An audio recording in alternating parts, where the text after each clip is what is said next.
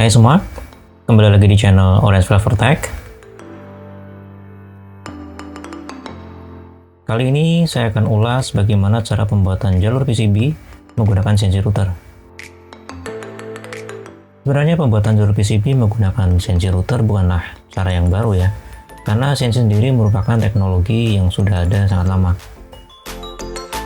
Dibandingkan dengan proses etching yang memerlukan beberapa prosedur, seperti proses penyablonan, pelarutan baku menggunakan zat kimia, dan metode lain yang membutuhkan proses yang cukup panjang. CNC hadir sebagai alternatif untuk kalian yang aktif dalam proyek R&D, terutama bagi yang sering melakukan prototyping. Prosesnya pun sangat mudah, kamu cukup membuat jalur PCB menggunakan software yang biasa kalian gunakan. Misalkan di sini saya contohkan menggunakan Autodesk Eagle PCB. Eagle PCB yang saya gunakan adalah versi Education, yang memberikan free license kalau nggak salah 3 tahun ya. Fitur yang ada pada Eagle PCB memungkinkan kita untuk ekspor jalur PCB yang sudah didesain menjadi Gerber file. Sebelum bahas lebih lanjut tentang apa itu Gerber file, atau mungkin kalian sudah tahu sebelumnya tentang Gerber file jika kalian sudah biasa dengan CNC. Di video kali ini kita akan fokus bagaimana cara mendesain jalur PCB agar dapat diproses menggunakan CNC router berdasarkan pengalaman yang sudah saya dapatkan selama proses trial dan error untuk mendapatkan hasil sesuai dengan yang diinginkan.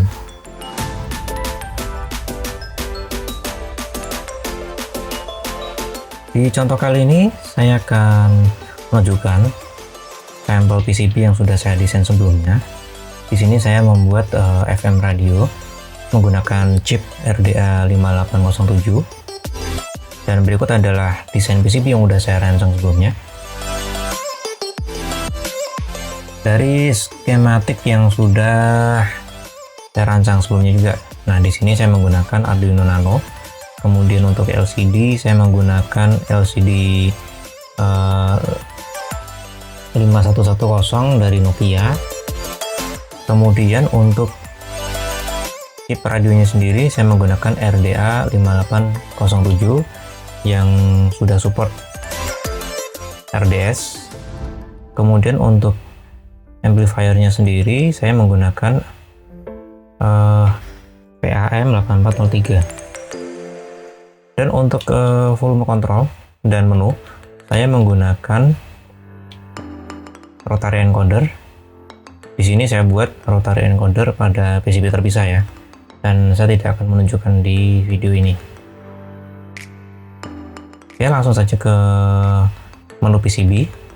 Nah, hal yang perlu diperhatikan ketika kita melakukan desain PCB, yang pertama adalah di bagian desain rule. Pada bagian desain rules kita perlu memperhatikan clearance, yaitu jarak antara wire dengan wire, kemudian wire dengan pad, dan wire dengan vias. Nah, di sini saya melakukan konfigurasi untuk semua jarak atau clearance itu tepat di 0,2 mm. Karena kalau lebih kecil atau lebih sempit dari ini, dikhawatirkan akan menggerus jalur PCB yang memang sebenarnya ada. Untuk menghindari hal itu, 0,2 mm berdasarkan pengalaman saya pribadi dengan menggunakan tool bit 0,1 mm sebagai gambaran. Toolbit yang saya gunakan adalah toolbit jenis V ya. Jadi ujungnya itu memiliki diameter 0,1 mm. Nah, berdasarkan kalkulasi dan kalibrasi, 0,2 mm adalah ukuran yang pas. Kemudian untuk ukuran dari wire PCB yang akan kita desain sendiri menggunakan 0,3 mm sebagai tebal minimal. Saya sudah mencoba 0,1 dan 0,2 dan hasilnya tidak sesuai dengan yang diinginkan karena terlalu tipis ya. Dikhawatirkan ketika melakukan bitting atau isolation, khawatirkan jalur yang mestinya ada jadi hilang gara-gara terlalu tipis. Kemudian untuk minimum drill, karena kebetulan saya ada drill paling kecil 0,6 mm, maka dari itu saya melakukan setting untuk minimum drill dari via yang akan saya gunakan nanti ketika saya menggunakan via itu minimal 0,6 mm. Yang lainnya biasanya saya abaikan. Kemudian untuk yang lain-lain ini saya masih menggunakan mil ya. Kalian bisa samakan konfigurasinya dengan yang saya konfigur, atau kalian bisa trial error sendiri untuk path, bias, dan macro bias yang akan kalian gunakan. Kemudian untuk selebihnya tidak ada yang spesial. Kemudian klik OK, maka tiap kali kita akan mendesain PCB baru, kita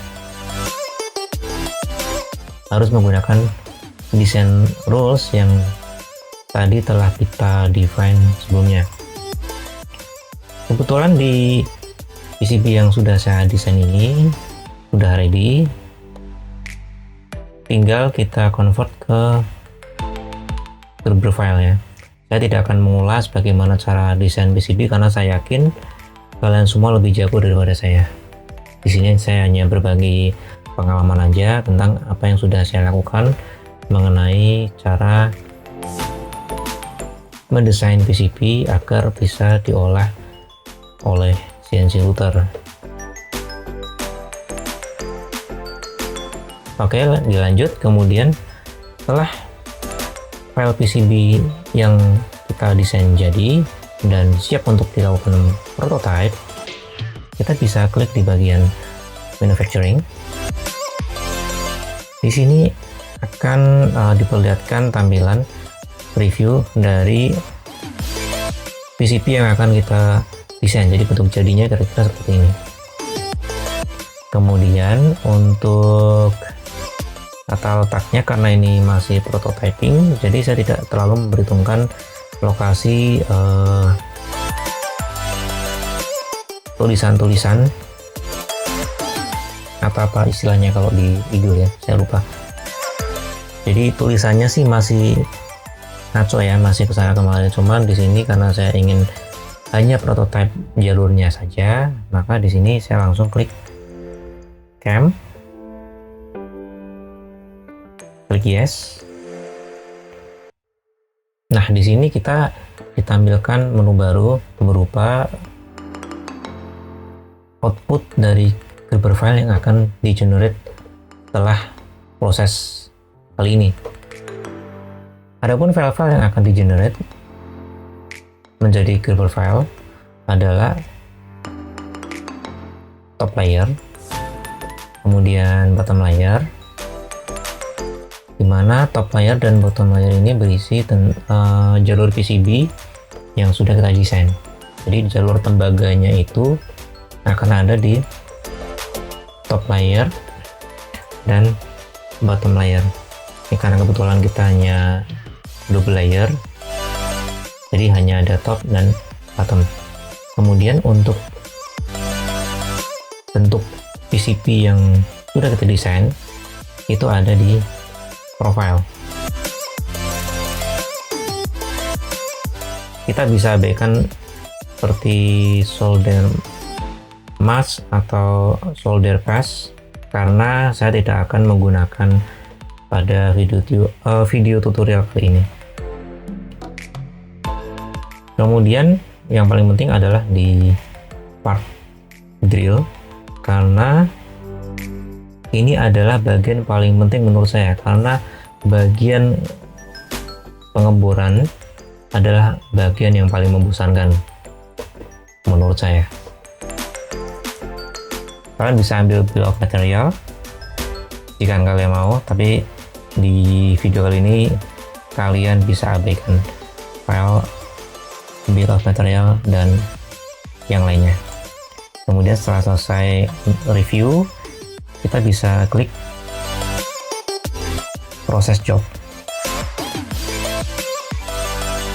select folder, biasanya folder defaultnya ada di folder project Eagle PCB yang sudah kalian buat. Kemudian klik select folder.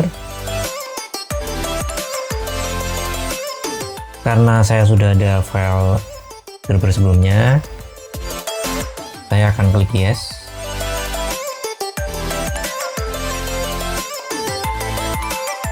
Oke.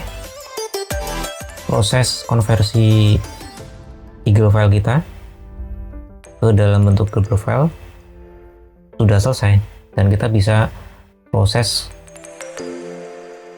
ke tahap selanjutnya, yaitu proses isolation, di mana kita akan membutuhkan software yang bernama FlatCam.